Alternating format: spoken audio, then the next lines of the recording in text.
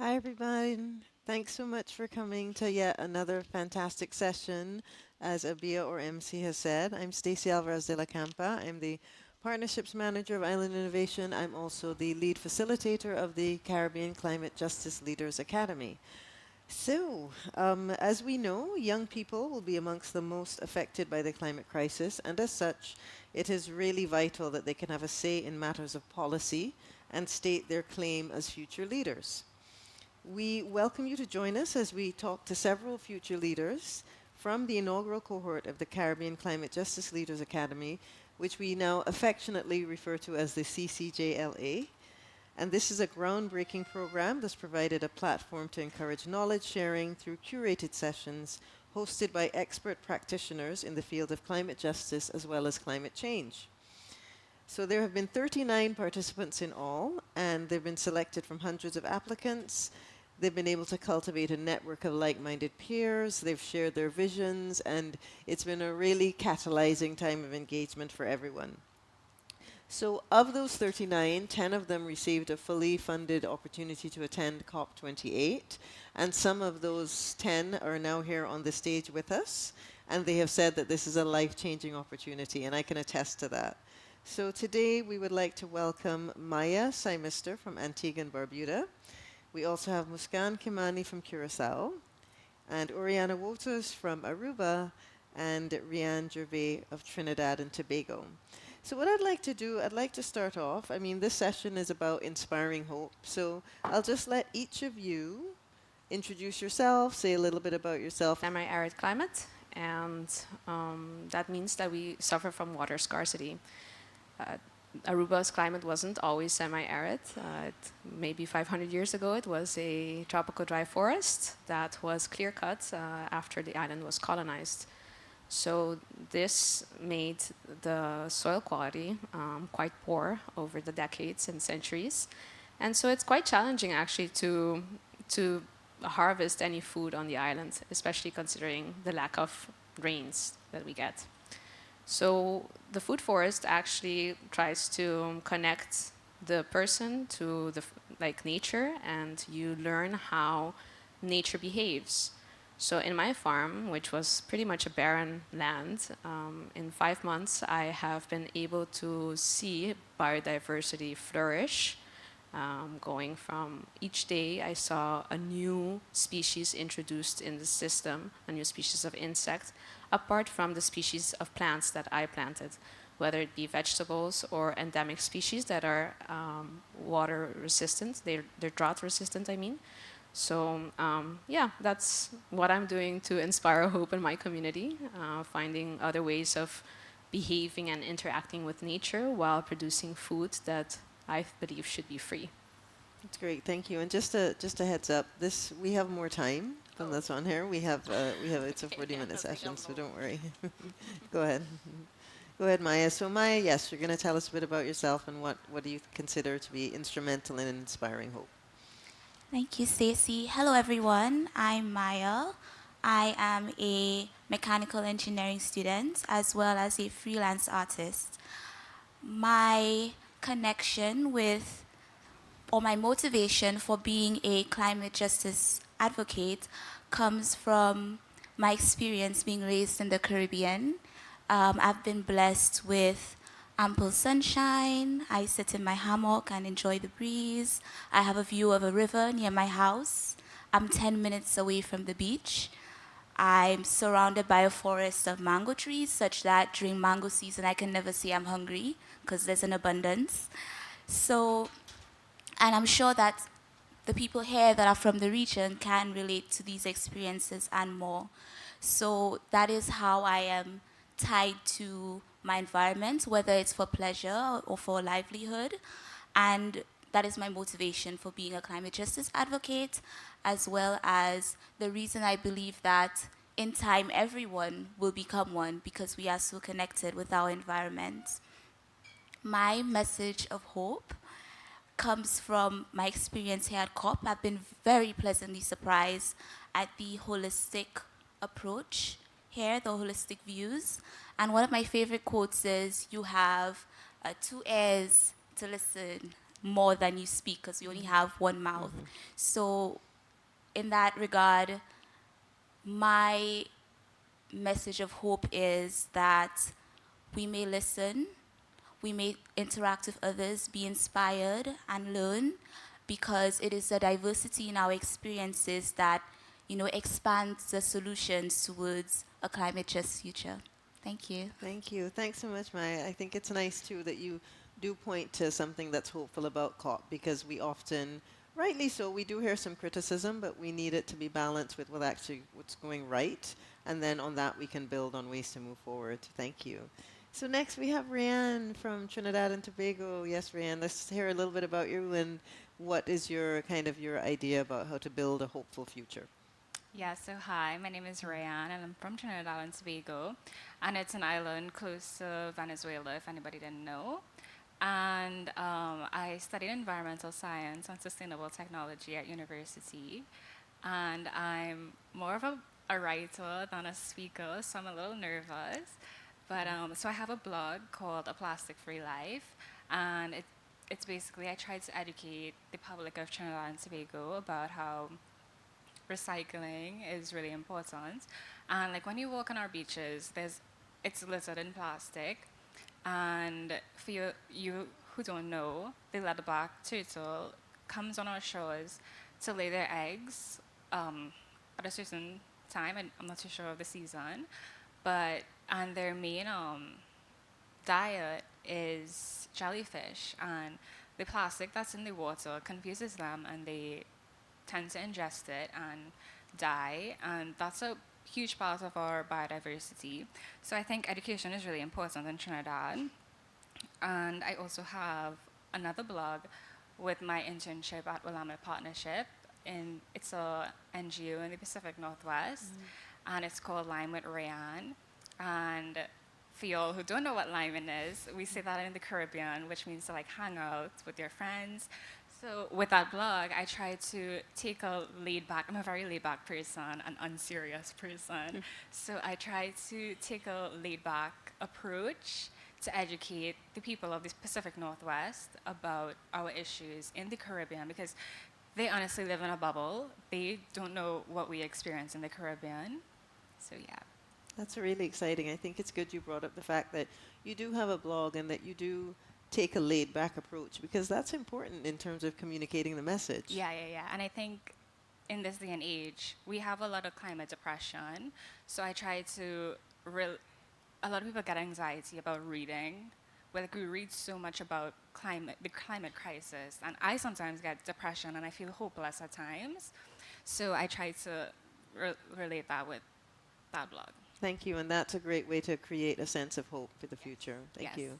Okay, Oriana and Muskan, sorry, over to you, please. Hi everyone, my name's Muskan. I'm from Curacao, which is a small island in the Dutch Caribbean. It's much closer to South America than it is to the rest of the Caribbean, actually. And we're next to Aruba and Bonaire, so I'm happy my sister island is here. My introduction to climate change was when I learned how to scuba dive, and the reason I learned how to scuba dive was because there's a coral restoration program in Curacao, and it was jarring, honestly, because my first introduction to coral and this like marine life that I'd heard about was that they're dying and we need to artificially build them.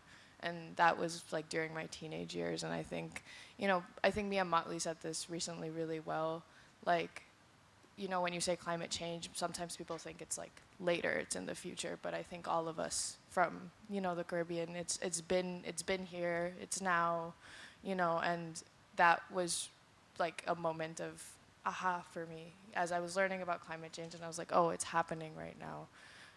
I did my formal education in earth and environmental science and international relations, and so I'm interested in like the intersectionality and interdisciplinary aspects of climate change.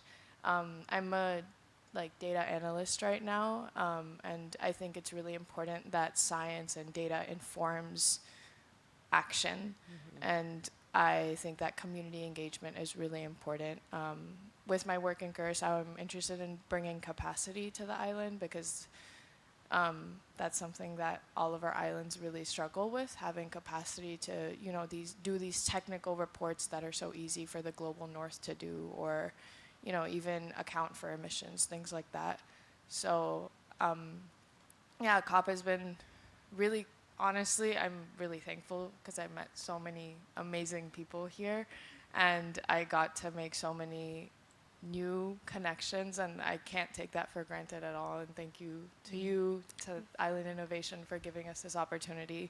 And I feel like there's going to be a lot of good work that comes out. Like every time I talk to them, we have a new idea that we're going to be like, okay, we have to talk about this afterwards. So I think that's really hopeful, and I think COP is about the people and the ideas that come out of that. So I'm hopeful in that sense. It's nice to have that. Yeah, that's great, and that echoes the sentiments of our previous session when the representative from Pacific Island Students Fighting for Climate Change said the importance of building alliances. And for us in the Caribbean region, that's even more important because we have different colonial histories, we have different languages. Some of us are still parts of overseas dependent territory, so we really need to build those alliances as much as possible. So that's really great to hear. So we're just gonna explore a couple of general questions about building a hopeful future, and I'd love all of you all to contribute to these. So, in terms of challenges to inspiring hope, where you're from, what challenges would you say they are currently in your countries for young people to feel hopeful about the climate crisis? And any of you can answer. Take turns.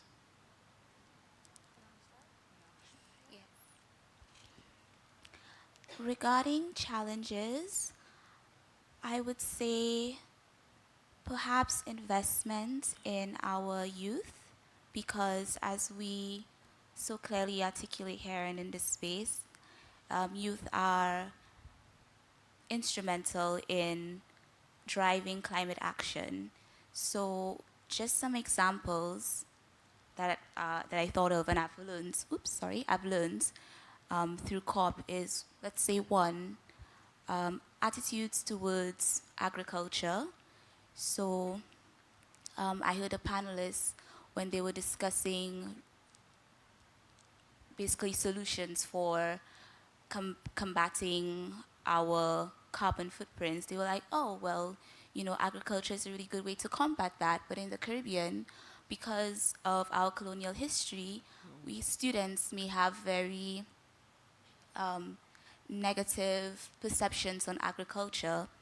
Another challenge in, I guess, involving the youth would be in tertiary education. So I'm at university, and as of now, I'm not that aware of opportunities for research in the Caribbean, and I know that I would like to steer my research eventually at the end of my thesis, essentially towards, climate just solutions. So these are just some ways in which, or some challenges, I should say, in the region regarding promoting climate action. So the solution will essentially be engaging the youth more. This program is a really good way. It has literally pivoted my experience. A few months ago, I didn't know I'd be on a panel talking about climate justice.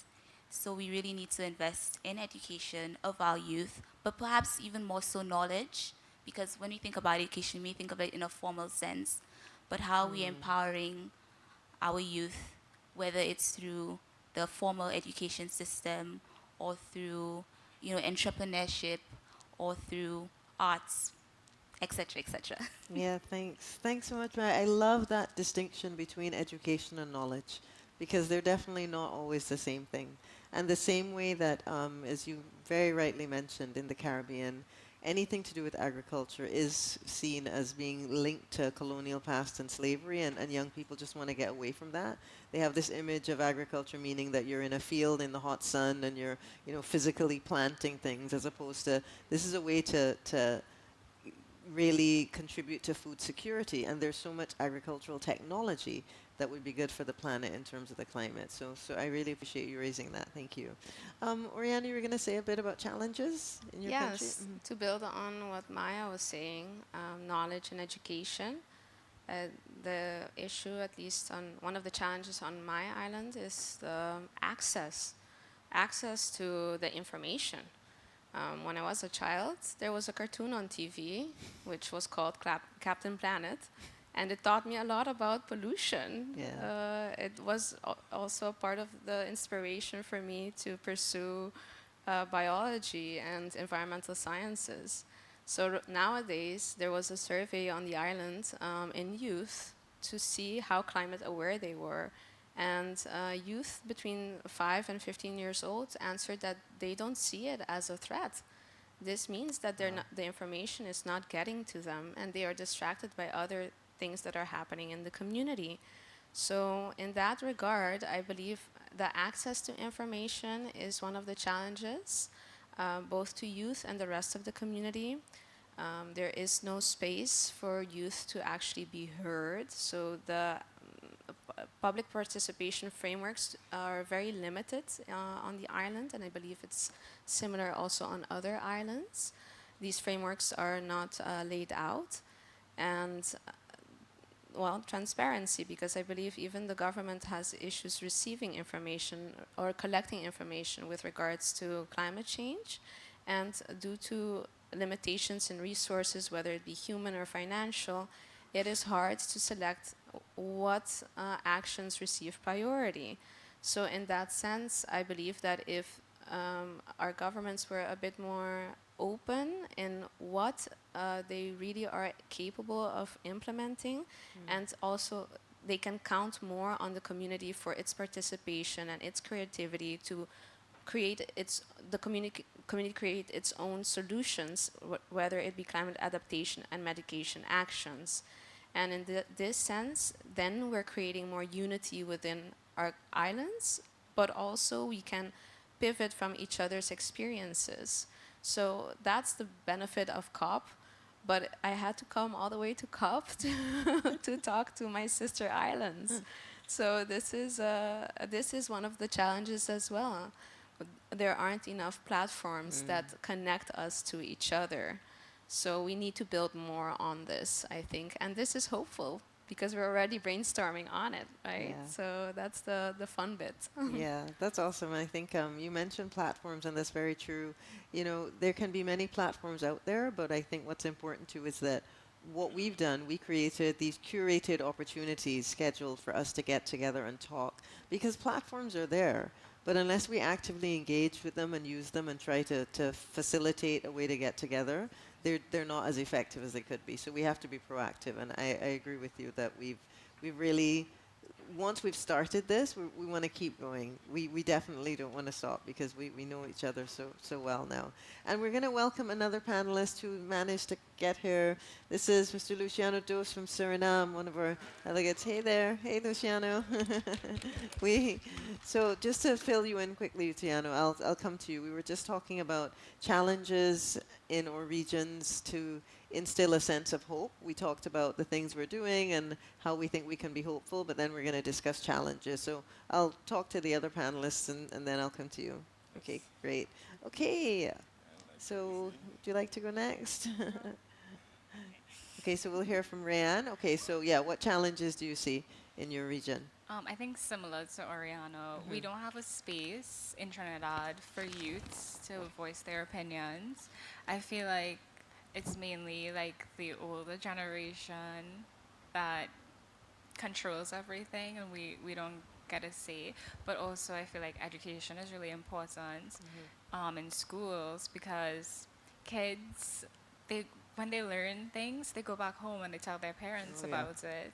So I think that's really important. That's all I have to say. Yeah, that's awesome. And that, what you're talking about, education and kids, it makes me think of Oriana saying the cartoon that you watched was so instrumental. That links again to what Maya was saying about the way that we frame the message about climate change and making it more palatable and people ready to listen. So that's great. Yes, okay, Muskan, over to you. One thing that I'm thinking about is I feel like often the Caribbean is just kind of like just said. Sometimes, it's not even the Caribbean, it's Latin America and Caribbean in like official like policy documents or treaties or whatever. And then it's just the Caribbean, right? But there's so much diversity within the Caribbean, and I think it's beautiful. We all share, there's a lot of similarities, but we all also have different like colonial histories, and there's like fragmentation within the Caribbean where there's like French influence, there's Dutch influence, there's British influence, and that does shape a lot of our cultures, our interactions. Like there will be like different cultural subgroups within the Caribbean, and that's a beautiful thing. And having spaces to bring that together is really important instead of lumping it all together and just saying, yes, the Caribbean. It's important, like that regional collaboration is important, but also diving deeper into it is really important because there's so much that we can learn from each other. And I think there's a lot of nuance in the Caribbean that's often maybe disregarded, and it's really exciting to have this platform where we're like there were like 39 of us in the cohort, and it was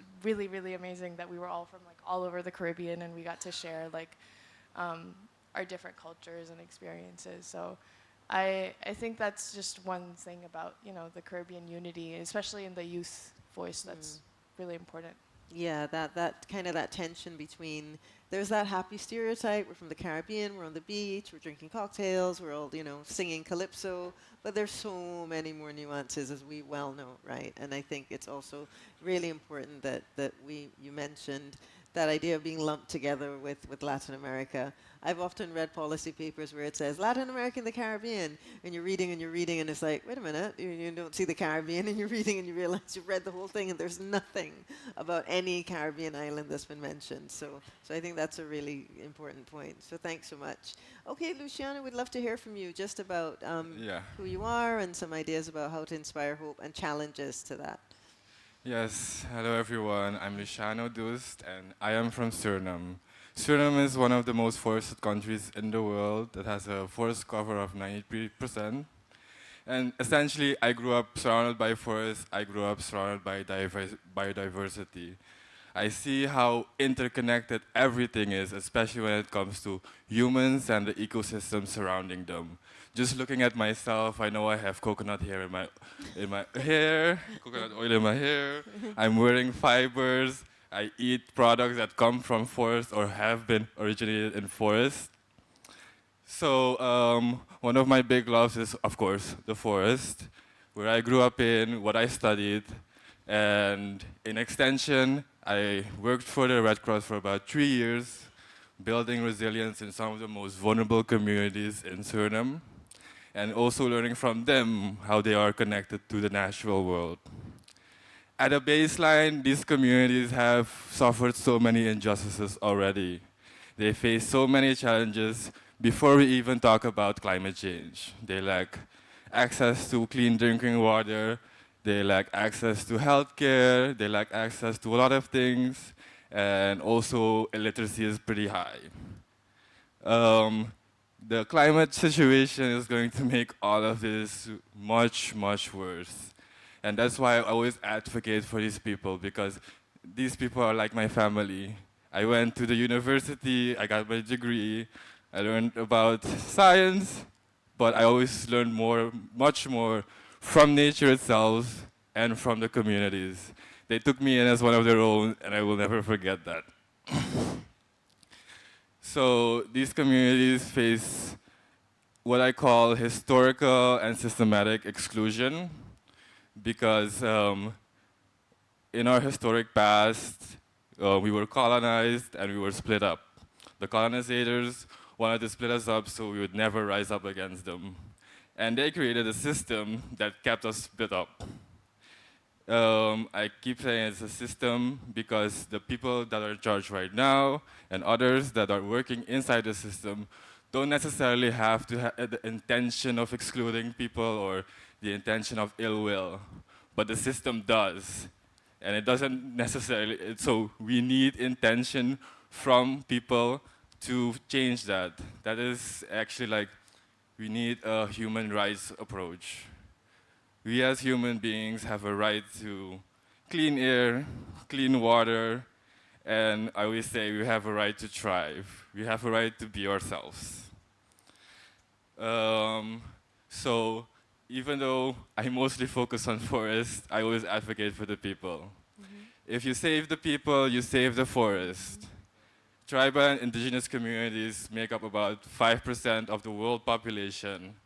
And insanely enough, they protect about 80% of our biodiversity. They have a very different view of what development is. When we say development in the Western world, we mean cutting down forests, we mean looking for minerals, we mean putting people into debt, we mean trampling human rights for profit. But I've sat in many meetings with indigenous folk where they just look at proposals from the Western world like, what is this? Is this bettering our lives? It doesn't look like that. What is this, what you call monitoring? You mean just living in nature? We've been doing that for centuries. Our ancestors have been doing that. Our children will be doing that also. So as a closing statement, I would always want to talk about hope. We face overwhelmingly bad odds. I think even the Secretary General spoke about the gates of hell being open this year. It's going to be tough for all of us, especially marginalized groups, groups that are systematically excluded, but we always need to have hope, because without that hope, we won't have that vision of a better tomorrow. We won't have the solutions. We won't have the will to connect and amplify our voices. Thank you so much. Thank you. Thanks for that, Luciano. I think, I every time I hear a young cohort speak, I'm blown away by the wisdom there. And each one of you has always said something that's so pivotal. And from what you said, Luciano, it really struck me that idea that there's the system and there are people in the system. And when you just continue to do what's always been done, you become part of that system. It may not be your intention to inflict ill will, but you're just keeping the status quo. So it starts with awareness, obviously. Yeah, and then that great point that about indigenous communities being the stewards of nature for many centuries, and this idea of sustainability has been around for millennia. It's got a name now, but it basically reflects a lot of ways of life that we know. I mean, when I talk to my mom, I'll be saying something about sustainability. She grew up on a farm in Jamaica, and she'll say, "Oh yeah, her dad used to do that, and her grandfather did it." So, and she said, "What is it you called it?" And so she always had an idea of what it was. So that's great. So I want to kind of swing things around now and talk to you all about, or hear from you about, what do you think are, for you, now you've been to COP. COP is beginning to wrap up a little bit. I have seen so much growth in all of you. So what about next steps now? What do you think are going to be the next steps for when you go home and in your lives in general? So we can start from this end. We can start with Muskan. We'll hear from you. Yeah, so I think that there's a couple of things. I think the first thing that I'm really excited about is this is the largest Dutch Caribbean youth delegation that's ever come to COP.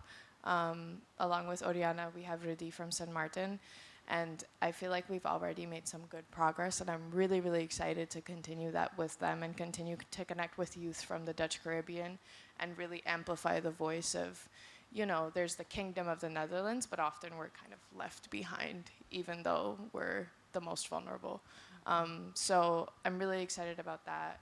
I'm really excited about building youth coalitions across the Caribbean. There were some different ideas that came up today and yesterday, like writing a declaration or like a party of sorts. There's a lot we need to talk about, but I'm really excited to talk about that and just kind of catalyze the movement of youth engagement in the Caribbean. And I think that there's a lot we can learn from our Pacific colleagues. So also excited to start some of that dialogue between some of the Pacific youth delegates that I met, because there's a lot we can learn from them.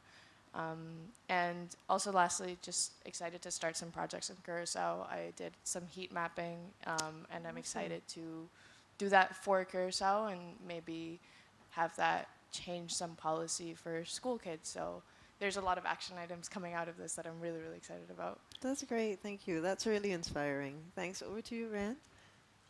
Oh, over to Maya. Yes, so next steps for me would definitely be a project. So as part of the Caribbean Climate Justice Academy, we have to produce an action plan or start, if we have the ball moving. And for me, I really want to use arts-based activism to help influence attitudes back at home about climate, climate justice, climate activism. You know, how can we reflect on our identities and our relationships with nature, and all the other intersections with everything, really. I'm very blown away at how there's everyone and everything here at COP, and they're all, for the most part, advocating for, you know, a just climate future. So I'm quite excited about that. One message I'd like to leave is that you'll never get it done, but you'll never get it wrong. And I think that's that's my favorite quote ever, because you know it helps me relax and you know just steadily go down the path and continue to be hopeful that in our own capacities with everyone together. There's a lot of Yeah. togetherness and collaboration. I love all these words. They have Yeah. such good energy connected to them, a positive connotation. Yeah, that I do have a lot of hope for this space, for the climate, for our world. So yeah, I'll leave it as that. Thank you. I'm very hopeful. Thanks so much, Maya. I love that. I love the idea of arts-based activism, and I can see that. Like, I just had an image in my mind of going on a website and seeing your face and saying Maya Symester, arts-based activist, because you just created a whole other profession that, again, we have to realize the reality of the world out there and the professions that are going to evolve in response to this climate, they're changing. I know when I went to school, there was no such thing as sustainability. I mean, don't want to make myself sound older, sorry, but there was no such thing as sustainability. There wasn't activism per se, but that's exactly it. We are evolving to suit the needs of the future, as you all are so rightly showing us, so thank you. Okay, anyone else? Next steps from anyone? Yes, Oriana? Yes, I think that the first step will be to report back to my governmental officials, because I came here in an unofficial capacity. And I think that there is much opportunity to work with our Dutch colleagues. We just have to continue the dialogue. So I'll bring those contacts back to my officials. I'll also give them some food for thought, considering that we are on the donor end as an island, because we're part of the Dutch kingdom, yet we suffer major impacts, and we have been suffering impacts from climate change, which puts us in a difficult position. So that's something I would like to relay back from the conversations I've had with the Dutch colleagues. And the next aspect is not only make the help the government become a bit more aware as to what opportunities there is to expand our capacity in tackling climate change, but also getting access to financing and adaptation capacity building. But I would also like to do it with the community. Yeah. So perhaps find a way that I can start communicating a bit more with my community on this aspect, in also an unofficial means. So through writing or blogging, because I've been inspired by Ryan, for instance, and yeah. So that's it, and also focus a bit more on policy development to democratize the tools we have for public participation. I really think that we need a bit more help with that, and I will do it outside of government and just propose it to government. Yeah. So those are the things I think will be the next steps for me. That's awesome. That's a lot. Cool. Yeah, I have but more that's great. things, but I know so but much. It's better to have too many than none, and then Yeah. link that to what Maya said. You know, you can't get it wrong. You just have to start. It has to be based in action. It has to be based in wanting to move forward. So just make the steps, because we're a community to help each other. So I think that's really great. Yes, Luciano, ideas for the next steps for you? Next steps for me is definitely more climate education in my country. The awareness is not there. I see that the awareness is not there yet. So that is my top priority when I come back. And I want to leave with like a closing message. These beads around my neck is what I grew up with. These were my toys. But they actually have a connotation, a link to like the colonial past, the slavery past of my country. They're called Fayastung, and there's a song that goes like, Firestone, Firestone, don't burn me so. If I tell the masters, they will kill the children. But in transforming the narrative, in moving forward, there's something else I want to tell about these beads. They come from a vine, and they drop all over Suriname, but they drop all over the wider Caribbean. These beads survive the sea, they survive the storms, just like our people. And this unites us always. Thank you. Thanks so much, Luciano. That was awesome. Okay, so I know we had next steps for the future, Ryan. If you have any ideas for your blog or anything, should at least let us know. Repeat the name of it just so we can hear your blog.